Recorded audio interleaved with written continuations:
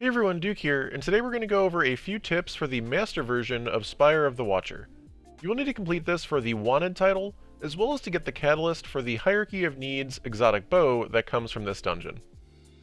To start, there's a couple of differences throughout the entire dungeon. First, the master version is at 1610 power throughout for every encounter. I'd recommend being around 1600 before attempting master. It's certainly possible to do it at lower levels, but you will be taking more damage and doing less damage the more underleveled you are. The master version of Spire also has champions. Every single Minotaur that drops the Arctrician buff is an overload in the master version. Therefore, you're definitely going to want overload mods equipped.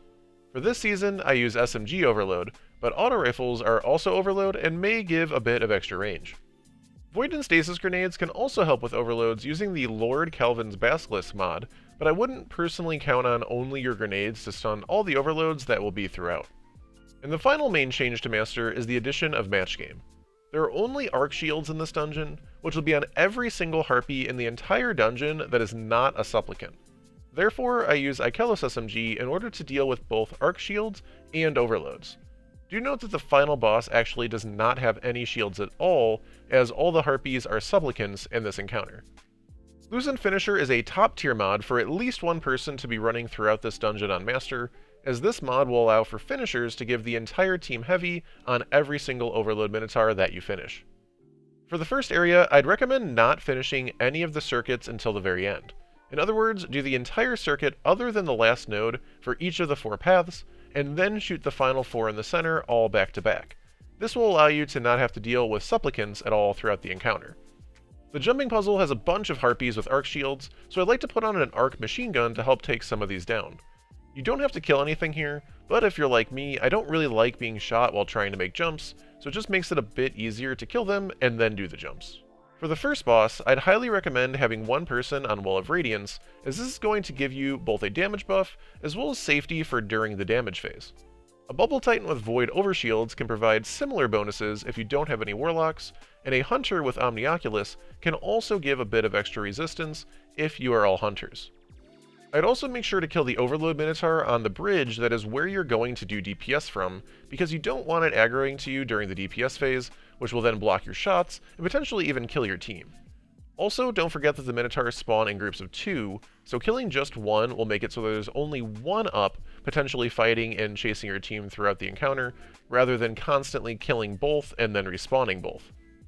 For weapons, I'd recommend linears, such as a triple tap firing line Typhon, or a 4th times the charm and bait and switch Cataclysmic.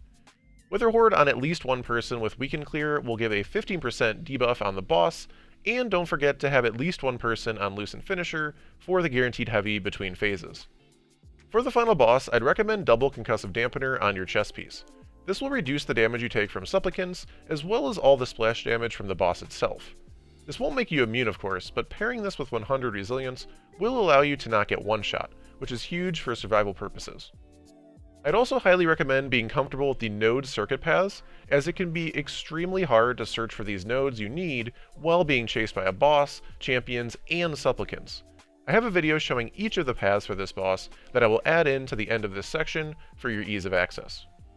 One additional tip for hitting the nodes is to have one person on babysitting the boss duty, where they basically keep the aggro on them, allowing the others to more easily shoot the nodes. Again, I'd recommend a well for the DPS phase, but just like the last boss, a Bubble Titan with Void Overshields or an Omnioculus Hunter can give a bit of extra survival. I would recommend, if you do not have a well, to do DPS from a bit further back, as that will give you the ability to use the sides as cover a bit in between your shots. Rockets are the most consistent and easy to execute strategy I've found for DPS, especially auto-loading holster rockets. Warlocks can also take advantage of Demolitionist rockets, especially when using Starfire Protocol, and one person on Galahorn will allow for everyone to get Wolfpack rounds, which will help add damage. Again, having one person on Witherhoard with Weaken Clear will debuff the boss for an additional 15% damage, and Lucent Finisher will allow you to have guaranteed full heavy for every DPS phase. As for the yellow wires, starting from the close right pillar from the raid flag, first you have the one on the close right pillar. The second one is going to be right next to where the Minotaur spawns on the right side. The third one's going to be to the top right of the right side door. The fourth will be on the ceiling, kind of as you go into the back room. And the fifth one's going to be kind of underneath where the ceiling one is, kind of hidden in this corner, back behind the other pillar. And then your final node is going to be the one that is closer to you, kind of furthest right on the back wall.